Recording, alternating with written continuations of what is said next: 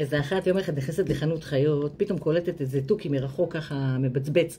היא אומרת למוכר, מה, איזה תוכי יפה, כמה עולה התוכי? הוא אומר לה, וואלה, אני אגיד לך את האמת, בשבילך 20 שקל. היא אומרת לו, וואלה, למה? מה קרה 20 שקל כזה זול? כאילו, זה תוכי נראה יקר. וואלה, זה תוכי, הבאתי אותו מבית זונות, אני יודע, הוא כל היום מקלל וזה. את רוצה, תקחי 20 שקל. ומה אכפת לי, אני אקח אותו, אני אעלף אותו בבית. בקצור, הביא אותו הביתה, שם אותו בסלון, הכל טוב ויפה. הבת שלה יום אחד אחרי בית ספר באה הביתה, נכנסת הביתה, רואה את התוכי, התוכי אומר לה, זונה, חזרת. האמא מסתכלת על התוכי, האמא מסתכלת על הילדה, לא מבינו למה התוכי אומר לילדה זונה. מפה לשם וזה, האמא אומרת לו, שקט, איך אתה מדבר פה ושם?